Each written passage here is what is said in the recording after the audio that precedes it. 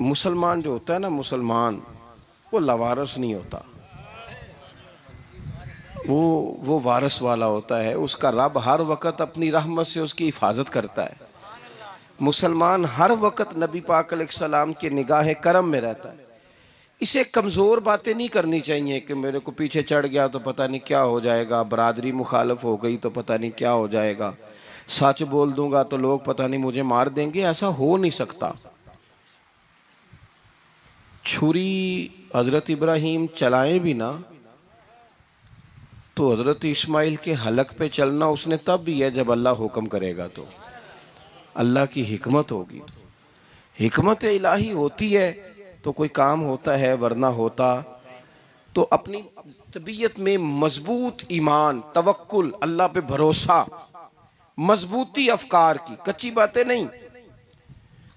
जो लोग कमजोर ज़हन रखते हैं सारी जिंदगी फैसला ही नहीं होता, कोई डरते रहते हैं, सहमे सहमे वक्त गुजारते हैं। अपने आप को फिक्री, ये जो ईमान होता है ये बंदे को ताकतवर करता है, बंदा मजबूत हो जाता है। मुझे बताइए ना, जब ईमान पक्का हो के रोजी देने वाला अल्लाह है तो फिर बंदा किसी मालदार आदमी के पीछे कभी भागता है, कभी किसी बड़े आदमी से डरता है? जब उसे पता हो कि इज्जत और जिल्लत अल्लाह के दस्ते कुदरत में है, फिर वो सियासतें, साजिशें, ये काम करता है। तो पहले तो मजबूती ईमान दरकार है हमारे बच्चों के अंदर, हमारे मिजाजों के अंदर। जब तक वो मजबूती ईमान, हज़रत मौला अली शेर खुदा करमल्लाहु ताला वजहुल करीम एक दफ़ा बड़े अलील हो गए, कमज़ोरी आ जाती है, बंदा बीमार हो जाता है। तो हमारे यहाँ बीमार लोग बाज़ औक़ात ऐसा जुमला बोलते हैं जो कुफर के ज़ुमरे में चला जाता है। आप परेशान ज़रूर हैं, तकलीफ़ में ज़रूर हैं, लेकिन आप बात वही करेंगे जो शरीयत इजाज़त देती है। हज़रत अली शेर खुदा शदीद अलील थे। एक सहाबी तीमारदारी करने गए तो हज़रत मौला अली का चेहरा देख के परेशान हो गए, कहने लगे आप तो बड़े सख्त अलील हैं, अल्लाह खैर करे, अल्लाह ताला आपको सेहत दे। तो हज़रत अली कहने लगे तो फ़िक्र न कर, मुझे इस बीमारी से कुछ भी नहीं होगा। ने कहा क्यों? फरमाने लगे मुझे नबी पाक अलैहिस्सलाम ने फरमाया था, अली उस वक़्त दुनिया से जाओगे जब दाढ़ी खून से रंगीन हो जाएगी, तो इसका मतलब है मैं खंजर के वार के साथ शहीद किया जाऊंगा, मैं बीमारी से दुनिया में नहीं जाऊंगा, मैं ये बीमारी से मुझे कुछ भी नहीं होगा, अल्लाह मुझे शिफा दे देगा। चूंकि हुजूर ने फरमाया ते साडे नबी दी जुबान साडे वास्ते कुरान।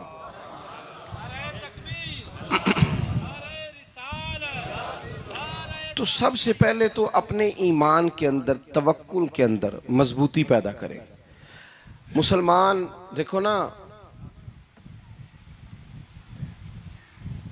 नमाज पढ़ने से रोज़ी में बरकत होती है कि नहीं? वैसे जो चुप है उनकी भी होती है कि नहीं? नमाज पढ़ने से रोज़ी में बरकत है, तो फिर इसका मतलब ये है कि जब टाइम आए ना नमाज का, तो गाहक जितने मर्जी खड़े हों फिर दुकान बंद करनी चाहिए, फिर नमाज पढ़नी चाहिए, क्योंकि रोज़ी तो अल्लाह ने देनी है, गाहकों ने तो देनी। तो सबसे पहले ज़रूरी है मजबूती ईमान। मेरी तरफ देखें जी, आप वीडियो ज़रूर बनाएं पर मेरी तरफ भी तो देखें ना जी, अल्लाह आपको खुश रखे। मोबाइल अल्लाह तो महंगे महंगे देवे, पर सारी दिहाड़ी ये काम तो नहीं ना करूँ। आप बनाएं ज़रूर, मैं वीडियो बनाने से मना नहीं करता, सारे बनाएं बेशक, पर देखें मेरी तरफ, मेरी बात पर गौर करें। दोस्तों, मजबूती ईमान, तवक्कुल, अल्लाह की ज़ात पर भरोसा। आप कभी मैदान करबला का पूरा नक्शा अपने सामने रखें ना, पूरा नक्शा। दो चीज़ें हैं, इमाम हुसैन को नज़र आ रहा है अब शहादत हो जाएगी, इतनी बड़ी फ़ौज आई है, खुदा की हिकमत के तकाजे समझ में आ रहे हैं, हालात क्या होंगे समझ आ रही, पर एक लम्हे के लिए भी उनका तवक्कुल कमज़ोर नहीं हुआ। अपने रब पर जो मजबूत भरोसा है, मजबूत। सैयदा तैयबा ताहिरा हज़रत फ़ातिमा ज़हरा रदी अल्लाह ताला अन्हा ना ऊंट के बालों की बनी हुई चादर ओढ़कर चक्की पीस रही थी। यहाँ बीबियाँ बड़ा रोती हैं, गरीबी बड़ी है, बड़ी गरीबी है। हालांकि अब कौन बंदा पेबंद वाले कपड़े पहनता है जी, दौर ही गुजर गया। अब तो बड़ी मुश्किल से वो लोग मिलते हैं जो जूता टूट जाए तो गांठ के पहने, वरना तो नए जूते आ जाते हैं।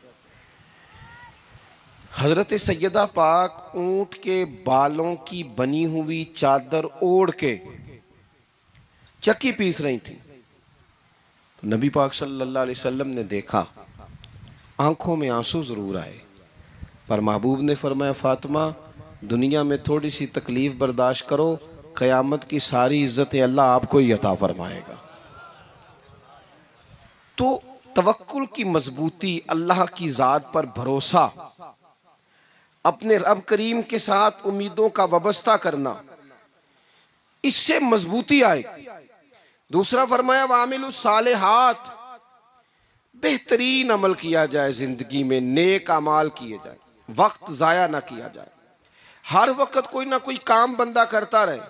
यहाँ बहुत सारे लोग हैं जिनको लोग नेक कहना शुरू कर देते हैं ना, वो समझ लेते हैं शायद हम सच्ची मुची नेक हैं। लोग जो कहते हैं हजरत साहब किबला, पीर साहब किबला, मैं ये तालिब इल्मों को, दोस्तों को, बल्कि अपने आप को भी कई दफ़ा कहता रहता हूँ, अपने आप को समझाता हूँ कि ये लोग तुझे कह रहे हैं हजरत साहब, ये तो रात को तो अपने आप से पूछना, अपने रब से पूछ।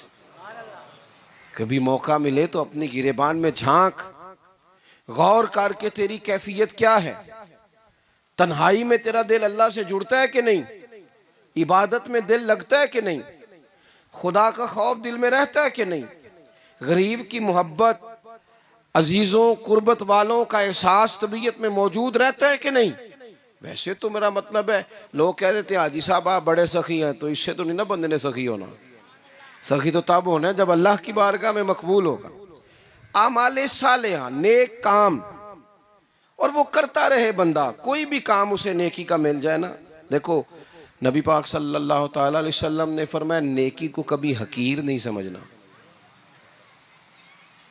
कभी हिकारत से नहीं नेकी करनी कि ये बड़ी छोटी है तो मैं इसको करूं। अब फरमाया कभी हकीर ना समझना, नेकी का काम जो भी मिले कर देना।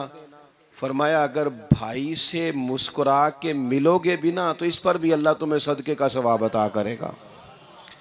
हम तो उस दिन से के मानने वाले हैं जो कहते हैं तू गली से रोड़ा उठा दे, कांटा उठा दे, किसी की तकलीफ दूर कर दे, किसी पर गुंजाइश कर दे, किसी के लिए आसानी कर दे, जो भी खैर का काम मुयस्सर आए पूरे दिन में उसे छोड़े नहीं। सुबह घर से निकले, वो एक सहाबी थे, गालिबन ताबी थे, तो बाजार जाते अपने गुलाम के साथ, तो सारा बाजार घूम के वापस आ गए। खादिम ने कहा जनाब को ना कोई खरीदा ना कुछ बेचा, तो आप सारा बाजार घूम के आ गए। फरमाने लगे तेरा क्या ख्याल है, मैंने कुछ भी नहीं किया। कहा जनाब फिर क्या किया है। फरमाने लगे तुमने देखा जो बंदा भी गुजरा है मैंने उसको कहा अस्सलाम वालेकुम, तो कितनी को नेकियां मैं जमा करके आ गया हूँ। कोई खैर जो मुयस्सर आए, हम समझते हैं कि शायद कोई करोड़ को रुपया होगा तो पूरी मस्जिद बनाऊंगा तो फिर मैंने नेकी कर दी है, शायद जनाब मैं, हालांकि ये छोटे छोटे काम है ना, छोटे छोटे काम, इनसे तो इनकी तो ज्यादा जरूरत होती है, इनकी तो ज्यादा हाजत होती है। कोई आप रास्ते में गुजर रहे हैं तो नीचे कोई खड्डा बना हुआ है, तो उस पर हम क्या करते हैं, गाड़ी में बैठ के तबसरा करते हैं, ए रोड खोरे कदों बनना है भाई, ये खड्डा है ना, तो आप नीचे उतरे ना, तो आप धाबड़ा लें ना, कई पकड़े ना, ये तो 5 मिनट का काम है, यहाँ आसानी कर देना, आप इसमें गुंजाइश कर दें। हुजूर सैयद आलम अलैहिस्सलाम ने फरमाया, इमाम राजी ने हदीस लिखी है, क़यामत के दिन एक बंदे को अल्लाह माफ़ करेगा तो मालिक, वो बंदा अर्ज़ करेगा या अल्लाह मैं तो बड़ा गुनहगार हूँ, किस वजह से माफ़ी हुई। फरमाया रात के वक़्त तू गुज़र रहा था, तेरे पैर से रोड़ा टकराया था, तूने उठाया इधर उधर देख के कि कोई अल्लाह के किसी बंदे को तकलीफ़ ना हो जाए। का मालिक हो वो तो मैंने, ज़माना बीत गया, कोई इतनी बड़ी बात भी नहीं समझी। तो रब करीम ने फरमाया तो रात के अंधेरों में भी मेरे बंदों का ख्याल रखता था, तो मैं तेरा ख्याल ना करूं। कोई अमल हमारे यहाँ लोग कोई काम नहीं करते, बिल्कुल नहीं, कोई काम नहीं, ना बड़े ना छोटे ना समझदार ना अनपढ़, कुछ भी नहीं। नशिस्तन गुफ्तन बरखास्तन, बैठो राज के गप्पे मारो, तबसरे करो, फलाना कुछ नहीं कर रहा, फलाना कुछ नहीं कर रहा, उसके बाद उठ के चले जाओ, कुछ करें। वामिलुस सालिहात, नेकियां जमा करें जिंदगी में, खजाना बनाएं, खजाना, अपनी ड्यूटियां अपनी जिम्मेदारियां पूरी करें, हर वक्त काम, हर वक्त जिम्मेदारी, हर वक्त ड्यूटी। देखिए ना इमाम हसन और हुसैन, इनकी आप कभी जिंदगी का मुताला करें, फर्ज नमाज के अलावा 100 रकत नमाज नफल रोज पढ़नी है, पता करना है गरीब कहाँ कहाँ हैं, उनका ख्याल रखना है, और नीरे पैसे नहीं देने। हमारे लोग गरीबों को पैसे जरूर देते हैं, इज्जत नहीं देते। उनको 4 पैसे की मदद ज़रूर कर देते हैं, पर इज़्ज़त नफ्स का ख्याल नहीं रखते। इमाम ज़ैनुल आबिदीन रदी अल्लाह ताला अन्हु फरमाते हैं, गुजर रहे थे, आप देखें ना, इमाम गज़ाली हदीस लाए हैं कि बंदा और कुछ ना करे, किसी मोमिन का दिल राज़ी कर दे तो अल्लाह 60 साल की नफली इबादत का सवाब अता करता है। दिल बदस्तावर के हज अकबर अस्त, अज हज़ारा का यक दिल बेहतर अस्त।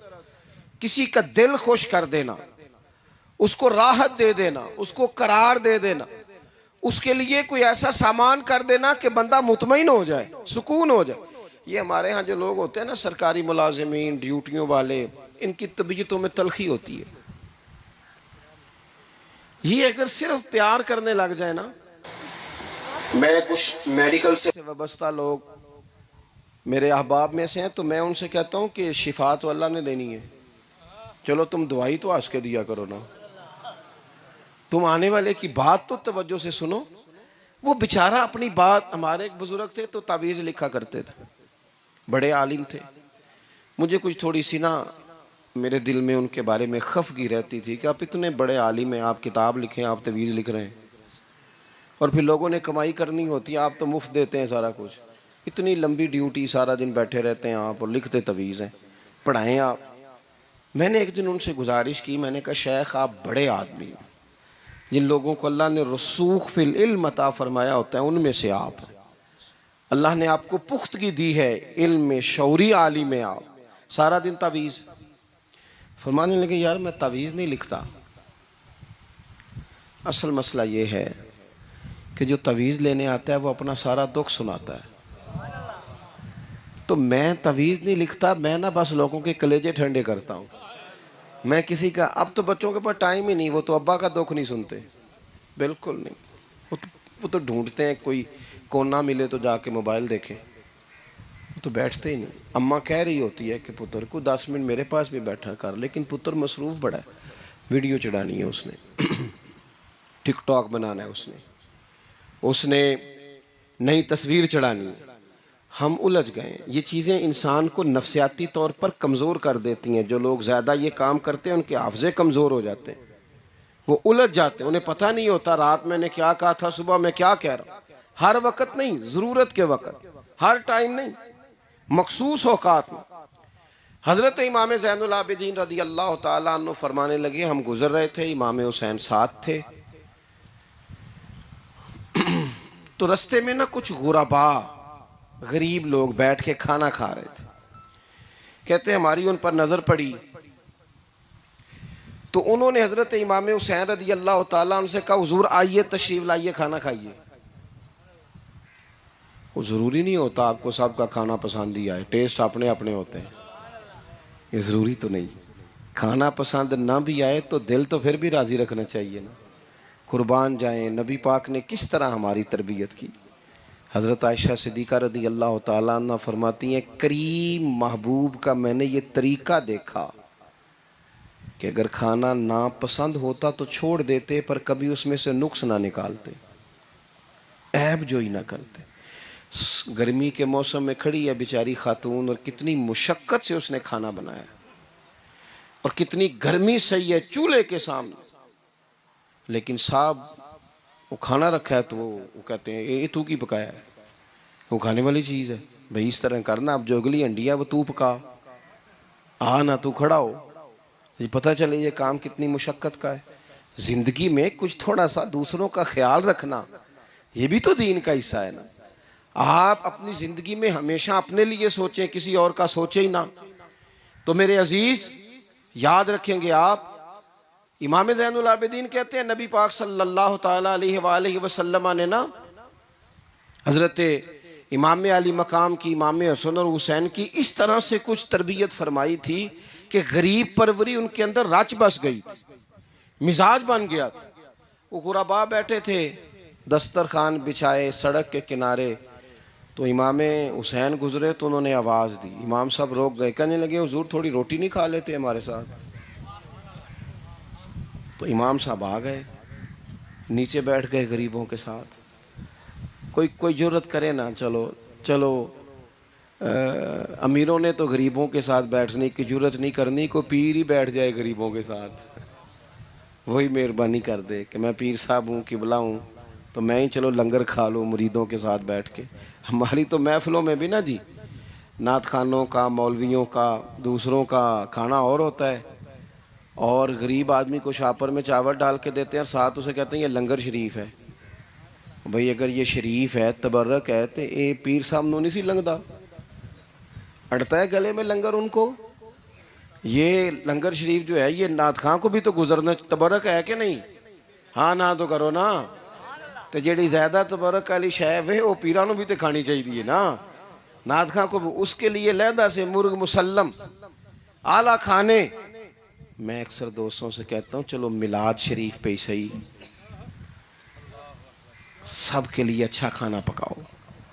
चलो जिस गरीबों के बच्चों को बेचारों को सारा साल वो बोटियों के लिए लड़ते हैं, तुम मिलाद भी अच्छी रोटी पका दो, तो बच्चा जब खाएगा ना बहुत सारियां बोटियां और चावल, और अपने अब्बा से पूछेगा कि अब्बा जी आज की गल है, बड़ा गोश्त पे लब्ध है। तो हो सकता है गरीब बाप रो ही पड़े और उसे कहे पुत्र तो आज राज राज के खाज साढ़े नबी पाक दा मिलाद शरीफ है।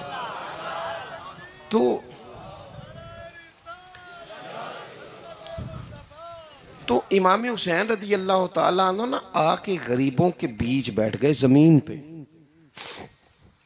उन्होंने कहा खाइए। तो वो जिस तरह वो खा रहे थे ना सादे बर्तनों में, सादे, इमाम हुसैन खाना खाने लग गए। मैंने कहा खैर का काम कोई भी मिले उसे जाया, चलो और कुछ नहीं कर सकते थे, किसी को सड़क ही पार करा देना बीना को, चलो और कुछ नहीं कर सकते, तो आपको पता है कि सामने वाला बोझ लेके गुजर रहा है, आप थोड़ा सा हट जाएं रोड से, उसे गुजर लेने दें। कोई तो काम जिंदगी में, कोई इरादा तो खैर का बंदा करे। इमाम हुसैन बैठ गए, उनके साथ रोटी खाई। थोड़ी देर के बाद इजाज़त ली, फरमाया जाऊं? कहने लगे हुजूर और खाइए। फरमाने लगे मैं तो अभी रोटी खा के आया था और आज तक ऐसा नहीं हुआ कि दोबारा खाना खाऊं, एक लुकमे की भूख नहीं थी, जितना भी खाया है ना ये तुम्हारा दिल खुश करने के लिए खाया है। गुरबा मसाकिन की व आमिलुस सालिहात, ईमानदार बंदा ईमानदारों जैसे काम करता ही अच्छा लगता है। 25-25 हज किया इमाम हसन और हुसैन ने मदीने से मक्के पैदल जाके। कितने बोलिए? मैं कहता हूँ चलो हम बाजमात नमाज ही पढ़ लिया करें। चलें, हुजूर सल्लल्लाहु अलैहि वसल्लम ने फरमाया फजर की नमाज पढ़ के बैठ जाओ, इशराक चाश तक अल्लाह का जिक्र करो, 2 नफल इशराक के 2 चाश्त के पढ़ लो, अल्लाह 2 हज और 2 उम्रे का सवाब अता कर देगा। मुश्किल काम तो नहीं है। मुश्किल तो हाँ ही नहीं की थे, ये मुश्किल है। वैसे ये कि आँख खुल जाए तो 25-30 मिनट 40 मिनट मोबाइल पे गुजर जाए वो तो सौखा है, ये मुश्किल है। दोस्तों नेक आमाल उन पर कोशिश, अहले बैत ने हमें सबक ये पढ़ाया है, हुजूर के असहाब ने हमें सबक ये पढ़ाया। तीसरी बात फरमाया वातवासो बिल हक, सिर्फ ये नहीं कि तुम नमाज पढ़ के तो बैठ जाओ, तुमने ना बेनमाजी को नमाज की दावत भी देनी है। मजलूम पर जुल्म होता रहे और कोने में चुप करके बैठे नहीं रहना, बल्कि अगर हाथ पकड़ा जा सकता है तो जालिम का हाथ पकड़ना है। नबी पाक अलैहिस्सलातु सलाम ने फरमाया अपने भाई की मदद करो चाहे वो जालिम हो या मजलूम हो। भाई की मदद करो चाहे जालिम हो या मजलूम हो। तो सहाबा ने अर्ज़ की या रसूल अल्लाह सल्लल्लाहु ताला अलैहि वसल्लम ये मजलूम की मदद तो समझ में आती है, ये जालिम की मदद कैसे करें? नहीं समझ आ रही है आपको बात की? या रसूल अल्लाह सल्लल्लाहु ताला अलैहि वसल्लम मजलूम के साथ खड़ा होना तो हमारी अकल में आ गया, तो जालिम की मदद कैसे करनी है? तो नबी पाक सल्लल्लाहु ताला अलैहि वसल्लम ने फरमाया जालिम को जुल्म करने से रोक दो, तुमने उसकी मदद कर दी। उसे बाज करो। लेकिन हम तो इतनी जुर्रत ही नहीं रखते बदी को बदी कहने की, इतनी ताकत ही नहीं होती। झूठ को झूठ कहने की हिम्मत, हमारे घर में सारा कुछ हो रहा होता है, हमें पता होता है कि फलां जगह पे हमारा कबीला, हमारी बरादरी गलत है, पर इतनी जुर्रत करते। हम सच बोलते जरूर हैं पर दूसरों के बारे में, अपने बारे में सच बोलने को तैयार नहीं होते। जुर्रत का मुजाहरा करें जिंदगी में, हक को हक कहना सीखें, गलत को गलत कहना सीखें, झूठ को झूठ कहें, बदी को बदी कहें, सच्चाई का साथ दें हमेशा। हमने जब तक देखो ना, जुल्म होता रहे, ज्यादती होती रहे, अपना दरवाजा अंदर से बंद कर लो, पुत्र बाहर ना जाना। क्यों जी? बाहर उस पे जुल्म हो रहा है, उनके घर आग लगी है, को हमारे घर तो नहीं ना लगी। याद रखना, पड़ोसियों की आग ना बुझाओगे तो अपने घर भी आ जाएगी। अगर मजलूम का हाथ नहीं पकड़ोगे तो जालिम दलेर हो जाएगा। और हमारे जितने भी बुजुर्ग गुजरे, उन्होंने जालिमों को जालिम कहा। इमाम अहमद बिन हंबल ने जेल काटी, इमाम आजम अबू हनीफा ने जेल काटी। आजकल लोग कहते हैं मौलाना साहब आपने ना जनाब गलत को गलत नहीं कहना, सियासत की बात नहीं करनी। क्यों जी? किस लिए नहीं करनी? सियासत तो तदबीर का नाम है। बनु इसराइल में जितनी भी तदबीर होती थी वो सारे अंबिया किया करते थे। क्यों ना बात करें? ये जिन कुर्सियों पे आज तुमने जालिमों जाबिरों को बिठाया, ये कुर्सी तो हजरत अबू बकर सिद्दीक जैसे लोगों की है, ये तो हजरत उमर जैसे लोगों की सीट है, हजरत उस्मान गनी जैसे लोगों का काम है, मौला अली जैसे लोगों का काम है। गलत जगहों पे गलत लोग बिठा दिए और फिर झूठे को झूठा भी ना कहे, जालिम को जालिम भी ना कहे। हमसे ना रकम होंगे कसीदे यजीद के, क्योंकि हम लोग तो हुसैन के सीरत निगार हैं। ये क्या बात हुई? आप सच्ची बात ही ना करें, कलीमा हक कहें हमेशा, खरी बात कहें सच्ची, गरचे अपना नुकसान हो, हक के साथ खड़े होना सीखें। वतवासो बिल हक, सारी आसानी थी, इमाम हुसैन को कोई मसला नहीं था, आराम से बैठे थे। आज कितने मौजों में बैठे हैं, पीर साहिबान, मौलवी साहिबान, खतीब साहिबान, सियासतदान, वडेरे, मौज लगी हुई है। किसी को कुछ नहीं कहना, कुछ कहेंगे तो फिर बंदे मुखालफत करेंगे। तो इमाम हुसैन मस्जिद नबी में जुमा पढ़ाते थे, चुप करके बैठे रहते। हुजूर सैयद आलम अलैहिस्सलाम के मज़ार अनवर के पास बैठे थे, बैठे रहते। लेकिन इमाम हुसैन ने फरमाया जालिम हुक्मरान बने तो वो कौमों को तकलीफ देते हैं, वो मिली नुकसान करते हैं, वो उम्मत का चेहरा मोहरा बिगाड़ के रख देते हैं। लिहाजा खड़े होना पड़ता है, कलिमा हक कहना पड़ता है, इलाए कलिमतुल हक के लिए निकलना पड़ता है। आप अपनी जिंदगी के अंदर सच्ची बात करना सीखें। इलेक्शन के दिन आ गए, मेरे एक बड़े मोहब्बत वाले साथी थे, वो आ गए वोट के लिए। वैसे भी ये जो बीमारी हमारे मुल्क में ना जी, हमारे यहाँ हुक्मरान बाजों का कहते हैं ओए हो जी जमहूरियत बड़ी ज़रूरी है। वो भी किस मुसीबत का नाम है जमहूरियत? इकबाल तो कहते हैं कि ये वो चीज़ है कि जो जिसमें पता ही कोई नहीं होता, पढ़े लिखे अनपढ़ का, छोटे और बड़े का, सियाने और बेवकूफ़ का। जमहूरियत वो तर्ज हुकूमत है कि जिसमें बंदों को गिना करते हैं, तोला नहीं करते। किस तुम क्या रागल आप रहते हो हर वक्त? कौम को उसका हक मिलना चाहिए, गरीब की मदद होनी चाहिए, इंसाफ मिलना चाहिए। बाकी ये तुम्हारी कहानियाँ हैं डिक्टेटरशिप और जमहूरियत, और हमें तुम्हारी समझ भी नहीं आती। हर डिक्टेटर के साथ होते हो, बातें जमहूरियत की करते हो, जहाँ तुम्हारा दिल करता खड़े रहते हो। हमें तो कोई उससे गरज नहीं, काम होना चाहिए। बल्कि जो लोग कुव्वत नाफजा रखते हैं उन्हें समझना चाहिए कि मुल्क की भाग दौड़ हमेशा मजबूत हाथों में रहे, और वो इस तरह का निज़ाम वज़ा करें, मिल बैठे सारे इदारे कि गरीब की सुनी जाए। वो मुझे बड़ी अच्छी तरह याद है, जब वो एक हुकूमत ख़त्म हुई और जो एक फ़ौजी रह के गए थे 11 साल, उनकी हुकूमत आई तो मैं बाहर निकला तो एक बुज़ुर्ग थे, वो सुबह सुबह नाश्ता बेचा करते थे हमारे इलाके में, चावल और चने वने। तो मैंने उनसे कहा बुजुर्गो पता लगा जी रात की हुकूमत बदल गई है। तो फरमान लगे पुत्र जेड़ा मर्जी भी आ जाए, मैं तो या चौल बेच के रोटी खानी है, हमें तो इनसे गरज ही नहीं। अल्लाह जाने कौन आया कौन गया, तो खेल तमाशा बनाया हुआ है। तो झूठे को झूठा कहें। मेरे एक दोस्त हैं, इलेक्शन लड़ते हैं, मुझे एक दफ़ा आके कहने लगे आपने कभी वोट नहीं डाला, इस दफ़ा ज़रूर डाले। मैंने कहा नहीं डालता मैं। कहने लगे वोट कौम की अमानत है। तो मैंने कहा अमानत किसी बेईमान को दे दूं? अमानत तो अमानतदार को दी जाती। नहीं समझे आप बात? ये सारे कहते हैं ना वोट कौम की, तो अमानत किसको देनी चाहिए? सही बताओ। चलो हुण तुसी बोलना नहीं, बस दिल च गल रखनी, दिल च। देंदे वैसे अमानतदारा नहीं हो ना? नहीं, मैंने कहा बोलना नहीं, एवं किसी पता ना लग जाए। देते वैसे अमानतदारों को ही हो ना? ये अपने दिल से पूछो, फैसला लो, अल्लाह से डरो। जालिम का मददगार जालिम होता है, जालिमों का मददगार जालिम होता है। वो तेरे मेरे वोट पर जीत कर जब जुल्म करेगा तो फिर कौन है जो ये दावा करेगा कि जनाब मैं जालिम का मददगार नहीं? सोचो, समझो, गौर करो। अजीज भाई, इमाम हुसैन रदी अल्लाह ताला अन्हु ने फरमाया सच को सच कहेंगे, झूठ को झूठ कहेंगे। ये नहीं हो सकता कि जनाब जुल्म होता रहे और चुप रहे। और ये सबक कहां से पढ़ा उन्होंने? मौला अली शेर खुदा से। हम तो अपने बच्चों को कहते हैं ना बाहर जुल्म हो रहा है, तू पुत्र तू ना बाहर जाना, हमारी नहीं लड़ाई। लेकिन जब हज़रत उस्मान गनी रदी अल्लाह ताला अन्हु पर बलवाइयों ने हमला किया ना, तो चूंकि हज़रत उस्मान गनी खालू थे इमाम हसन और हुसैन के, हज़रत उस्मान खालू हैं, सगे खालू हैं, तो हज़रत मौला अली शेर खुदा ने ये नहीं कहा कि पुत्र इतने बंदे आ गए हैं, तलवारें हैं, मुआसरा है, बाहर ना निकलना।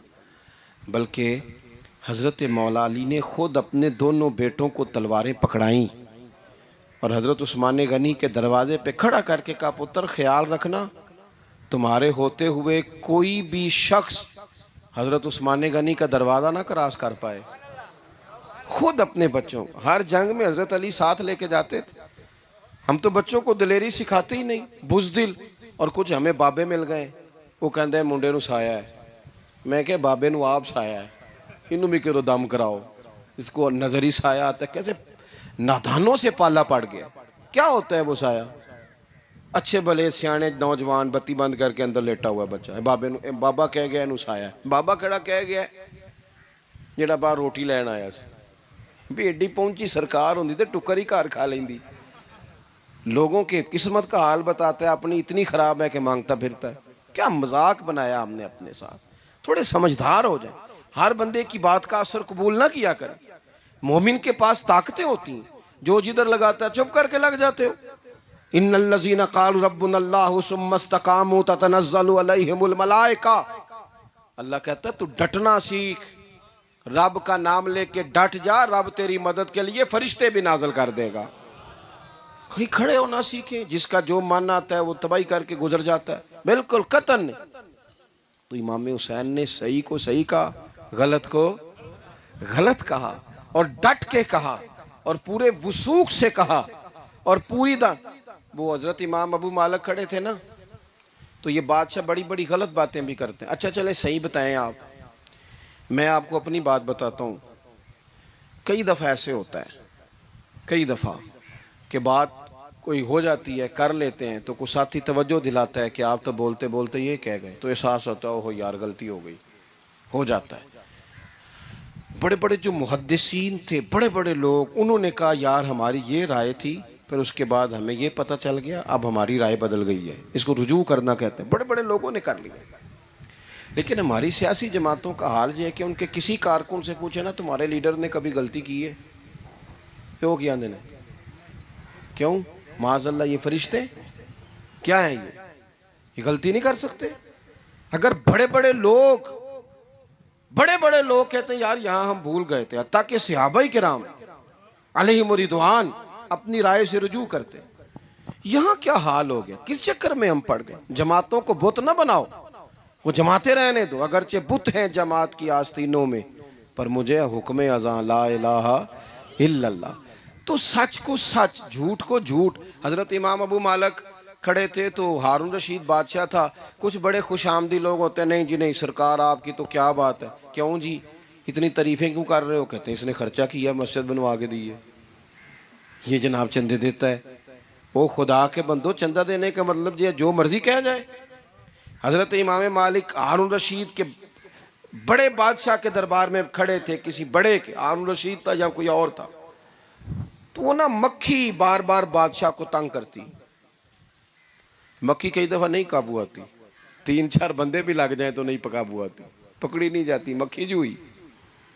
वो मक्खी बड़ा तंग कर रही थी, तो उसने ना गलत जुमला कह दिया, गलत कहने लगा माज अल्लाह सुम्मा माज अल्लाह नकले कुफर कुफर ना बाशे। कहने लगा इमाम मालिक से क्या जरूरत थी अल्लाह ताला को ये मक्खी क्यों बनाई? अल्लाह की तख्लीक पर एतराज कर रहा है माज। अब खुशामदी को बंदा होता तो कहता जी वो मसला ये है जी, वो असल बात ये है जी, आप बैठें जी, ठंडे दिमाग से समझाता हूँ। लेकिन वो नशे में चूर है ना, तख्त पे बैठा है, सख्त बात कर दी कि क्यों बनाई मक्खी। तो इमाम साहब उठ के खड़े हो गए, हाथ में छड़ी पकड़ी थी, जोर से जमीन पे मारी, फरमाने लगे ये मक्खी ना अल्लाह ने तेरे जैसे लोगों का गुरूर तोड़ने के लिए बनाई है कि संभाली तो तुमसे मक्खी भी नहीं जाती तो दावे बड़े करते हो। ये तेरे जैसे बंदों का गुरूर तोड़ने को बनाई है। चुप कर गया, कहने लगा हुजूर गलती हो गई थी, आइंदा नहीं करूंगा। तो आप जब झूठ को झूठ कहते हैं और सच को सच कहते हैं, हक की तारीफ करते हैं, बातिल को बयान करते हैं, फिर लोग मुखालफत करते हैं। अब जब लोग मुखालफत करेंगे फिर तकलीफ आएगी, और तकलीफें बड़ी सोहनी होती हैं। जब तकलीफ आए तो रब कहता वातवासो बिस्सब्र, अब एक दूसरे को सब्र की नसीहत करो। ये जब दुख आते हैं ना, दुख बंदे को नरम कर देते हैं, बीमारी नफसानी ख्वाहिशात को ख़त्म कर देती है। बीमार बंदा, उसका किसी गलती की तरफ ध्यान ही नहीं जाता, वो पूरा जुड़ जाता है अपने रब से, उसके अंदर से नफसानी ख्वाहिशात ख़त्म हो जाती हैं। जब आप दुखी होते हैं ना, फिर कोई सजदे का मज़ा आता है, फिर कोई दुआ में लुत्फ़ आता है, फिर कोई रब से दिल लगाने में मज़ा आता है, फिर दिल करता है कि कोई बंदा मौजूद ना हो, मैं अकेला हूँ मस्जिद में, रज के याद करूँ अपने मालिक को। जब आप सब्र करते हैं, कुरान पाक में ना कमोबेश कोई 99 के करीब, 90 से ज़्यादा मरतबा सब्र का जिक्र है, और मुहद्दिसीन ने तसरीह की है कि कोई 500 के लगभग हदीस पाक में सब्र का जिक्र है। हौसले से, सब्र से, वतवासो बिस्सब्र, सब्र बंदा करके दिखाए, उसके अंदर हौसला हो, दलेरी हो। हम ना जल्दबाज हो जाते हैं, बाज बुजुर्ग भी नाराज ना हो तो वो भी बड़े जल्दबाज, फटाफट काम होना चाहिए। बाज बच्चे भी, बाज जनाब सियाने लोग, बड़ी जल्दी है। बंदे ने रोज़ा रखा हुआ ना गर्मियों का, तो असर के वक़्त अगर वो बड़ा सौड़ा पड़ जाए ना तो रोज़ा फिर खुल जाता है। बोलिए बड़ी जल्दी है जी, बड़ी टेंशन है जी, बड़ा लग रहा है, तो खुल जाएगा ये कहने से। उसने कब खुलना है? बोलिए आपको तकलीफ हो गई, आपको खुदा न खास्ता डॉक्टर ने कहा छोटा सा ऑपरेट करना है आपका, शाम को ठीक हो जाएंगे जी, तो जल्दी बड़ी है, दर्द बड़ी हो रही, जल्दी करें डॉक्टर साहब। तो डॉक्टर कहता है पहले खून टेस्ट करा, फिर ब्लड प्रेशर अपना चेक करा, फिर शुगर चेक करा, परसों रिपोर्ट आएगी, फिर शाम को लेके आना, फिर टाइम दूंगा, फिर टाइम देगा, फिर ऑपरेट करेगा, फिर दवाइयाँ लिखेगा, फिर आपको आराम का मशवरा देगा, फिर 2-3 माह लगेंगे, फिर तबीयत पूरी तरह। तो करना क्या पड़ेगा? सब्र। क्या करना पड़ेगा? सब्र। सब्र जिंदगी में ज़रूरी है। अगर सब्र नहीं तो फिर कोई काम भी, अपने मिजाज में हौसला लाएं, हिल्म हो, बुर्दबारी हो, सब्र हो, तहम्मुल हो। इमाम अली मकाम रदी अल्लाह ताला अन्हु को आप देख लें, मैदान करबला पूरा पढ़ लें आप, पूरी तारीख रिवायात खंगाल के देख लें। सामने तलवारें थीं यजीद के लश्कर के पास, इमाम के पास हौसला था। वहाँ जुल्म जबर हो रहा था, यहाँ हौसला, हिलम, बुर्दबारी, आला ज़र्फी, करम। दोस्तों जब सब्र और तलवारें आपस में टकराई ना, सब्र और तलवारें, तो तलवारें हार गईं, सब्र जीत गया। सब्र हमेशा जीत जाया करता है। बाजू का थोड़ा टाइम लग जाता है, थोड़ा सा वक्त, कुछ चीज़ों की लोगों को फौरन समझ नहीं आती, टाइम गुजरने के वो काफ़ी देर के बाद एहसास होता, ओहो वो तो ठीक था एहसास। लेकिन आप ज़िंदगी में थोड़ा तहम्मुल, थोड़ी बुर्दबारी, आप यकीन करें हम जब लड़ाइयाँ करते हैं ना, किसी से बहस करते हैं कुछ ऐसी बातें कर जाते हैं कि बाद में हमें एहसास होता है यार ज़्यादा सख्त बात हो गई। मानते नहीं, लेकिन बाज़ों का ख्याल होता है यार ओहो ये नहीं कहना चाहिए था, लेकिन वो बात गुस्से में निकल जाती है, सब्र होता नहीं, फिर वो ख़राबी होती है। अपनी ज़िंदगी में सब्र, ये थोड़ी बहुत जो तकलीफ़ें आती हैं ना, मैं गया हुआ था सिंध के सफ़र पर, तो मोटरवे से, सखर से मोटरवे लाहौर आता है, अब सफ़र आसान हो गया। तो मैंने अपने ड्राइवर से कहा लो मियाँ अब सहूलत हो गई तुम्हें, अब तो सारा मोटरवे लाहौर तक आसान हो गया। तो मुझे कहने लगा नहीं हज़रत साहब ये मुश्किल है। मैंने कहा जी क्यों? कहने लगे नींद आने लग जाती है। बिल्कुल सीधी सड़क है ना, अगर कोई स्पीड ब्रेकर हो, कोई रक्शे वाला भी आए, कोई रेहड़ी वाला चाचा नाराज़ भी हो कि वेख के नहीं चलाई जाती, तो बंदा थोड़ा जागता रहता है, थोड़ा ना वो। तो ज़िंदगी में जो रुकावटें आती हैं ना, ये तो बंदे को जगाने के लिए आती। इन्ना माल उसरी युसरन, इन्ना माल उसरी युसरा। एक दफ़ा अगर मुश्किल आए तो अल्लाह दो आसानियाँ देता है। हम ना घबरा जाते हैं। ये दुख तो बड़े प्यारे होते हैं, ये तो बड़े नफ़ा बख्श होते हैं, ये तो फ़ायदा करते हैं बंदे का। तकलीफ़ें जैसे जैसे ज़िंदगी में आती हैं बंदा पालिश होता जाता है। जैसे जैसे मैं अक्सर दोस्तों से कहता हूँ, कभी मुश्किल आ जाए और कोई बंदा साथ ना बंदे के चले, ना रिश्तेदार चले, ना दोस्त चले, ना गली मोहल्ला कोई साथ ना चले, तो हम शिकवे करते हैं। हालांकि शिकवे नहीं करने चाहिए। अगर ये साथ ना कोई भी चले तो बंदे को अकेले लड़ने का हौसला नसीब हो जाता है, उसे फिर हिम्मत मिल जाती है कि ये सफ़र मैंने अकेले तय करना है। तो इमाम अली मकाम की ज़िंदगी, ये सारी चीज़ें इनको मुलाहिज़ा करेंगे तो चार बातें खुल के सामने आएंगी। पुख्तगी ईमान की, शौक़ अमाले सालिहा का, बात करनी है तो हमेशा हक़ की करनी है, सामने कोई भी हो कभी झूठ का साथ, और चौथी बात ये कि सब्र, तहम्मुल, हौसला। मैंने कुरान मजीद एक जगह से और तिलावत किया था, वो भी थोड़ी सी बात आपसे अर्ज़ करनी है, फिर मैं बात ख़त्म करने लगा हूँ। ये जो हुजूर के सहाबा और अहले बैत है ना, इनका आपस में बड़ा गहरा रिश्ता है, बड़ा खूब प्यार है इनका। कुछ लोगों की ना दुकान तब चलती है जब वो इनका इख्तलाफ साबित करें, दुकानें तब चलती हैं। क्योंकि नबी पाक सल्लल्लाहु अलैहि वसल्लम ने फरमाया शैतान मायूस हो गया है, अब वो लोगों से बुत परस्ती नहीं करा सकेगा लेकिन तुम्हें लड़ाएगा। तो ये माज़अल्लाह इतने जालिम है कि सहाबा और अहले बैत को लड़ा देते। खुदा के बंदो, तुम्हें पता ही नहीं तुम किन की बात कर रहे हो। पहले अपनी हैसियत देखो, ये लोग कितनी शानों वाले हैं, तुम किन का तज़किरा कर रहे हो। इनके तो नाम लेते वक्त कई दफ़ा डर आता है कि ज़ुबानें भी इस काबिल हैं कि नहीं। कुरान मजीद ने कहा मुहम्मदुर रसूलुल्लाह, मुहम्मद सल्लल्लाहु अलैहि वसल्लम अल्लाह के रसूल हैं, वल्लज़ीना माअहू, और जो उनके साथ हैं। ये कुरान पाक के दो जुमले हमेशा याद रखें, तारीख़ रखें संभाल के लोग अपने पास। कुरान पाक ने दो बातें की, फरमाया अशिद्दाउ अलल कुफ़ार, ये जो हुजूर के साथ हैं ये काफिरों पर सख्त हैं, रुहमाउ बैनहुम, आपस में बड़े मेहरबान हैं।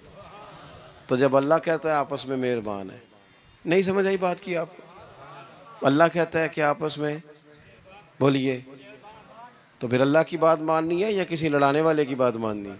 अल्लाह कहता है ये आपस में। बाकी है राय का इख्तलाफ, तो बाप बेटे का भी हो जाता है, होता है कि नहीं? अब्बा कहता है ये काम कर लें, पुत्र कहता है। हुजूर सहाबा से मशवरा लेते थे, कई दफ़ा नबी पाक ने सहाबा की राय पे अमल किया, तो सहाबा में बहुत सारे मामलात इज्तिहादी हुए, लेकिन उनमें अदावत नहीं थी, ज़ाती रंजिशें नहीं थी, बुग़्ज़ नहीं था, उनके दिल एक दूसरे के हक़ में नरम थे। लिहाजा शरारत जल्दी कबूल करता है बंदे का दिमाग, शरारतें ना कबूल करें। कोशिश करें कि जो इन लोगों की तारीफ़ किताब व सुन्नत में हमारे सामने आती है, हम सिर्फ़ उसी तारीफ़ पर अमल करें। एक बात सिर्फ सुन लें और मैं अपनी बात को समेटूँ, आपको लुत्फ़ आएगा। तमाम सहाबा हुजूर के गिर्द बैठे थे, और जहाँ सब लोग बैठे थे वहाँ जगह ज़रा कम थी। हज़रत सय्यदना अबू बकर सिद्दीक़ रज़ी अल्लाह ताला अन्हु बिल्कुल हुजूर के साथ बैठे थे, वो आज भी बिल्कुल ही हुजूर के साथ हैं। क्या मुकद्दर हैं सिद्दीक़ व फ़ारूक के, जिनके घर रहमतों के ख़ज़ीने में बिल्कुल साथ बैठे थे। अचानक हजरत मौला अली शेर खुदा आ गए। कोई से अभी भी उठकर जगह दे देता और सारे देना भी चाह रहे थे, लेकिन हजरत मौला अली जैसे ही आए ना, सबसे पहले हजरत सिद्दीक अकबर उठे और बाजू थाम के आगे जाके बढ़ के मौला अली का बाजू थाम के हुजूर के करीब ला के बिठाया, खुद जरा साइड पे होकर बैठ गए। अब ये हुजूर के सामने सारा कुछ हो रहा है, तो बोलना किसने था? किसी को जरूरत ही नहीं होती थी महबूब के सामने कोई तबसरा करे, कोई कर ही नहीं सकता था, किसी को जरूरत ही नहीं थी। कोई ना बोला, खुद रसूल करीम बोले और हुजूर फरमाने लग गया, देखा तुमने मेरे अबू बकर ने क्या किया है। और फिर हुजूर ने जो जुमले कहे वो याद रखने वाले हैं। शेख इस्माइल हक्की ने इसको लिखा है। नबी करीम फरमाने लगे, इज्जत वाला ही किसी को इज्जत दिया करता है, फजल वाले लोग ही दूसरे का फजल समझा करते हैं। तो ये तो साहिब इज्जत लोग थे, ये तो एक दूसरे को इज्जतें देते थे। तुम कौन हो जो इज्जतें उतार रहे हो? तुम कौन हो जो इस तरह का लहजा इख्तियार किए हुए हो? तो इन लोगों का आपस में गहरा ताल्लुक, रब, प्यार, मोहब्बतें, खुलूस वारफ्तगियाँ। तो कभी भी किसी ऐसे शख्स के चक्कर में ना आए जो हमें इन लोगों से लड़ाने की सही करे।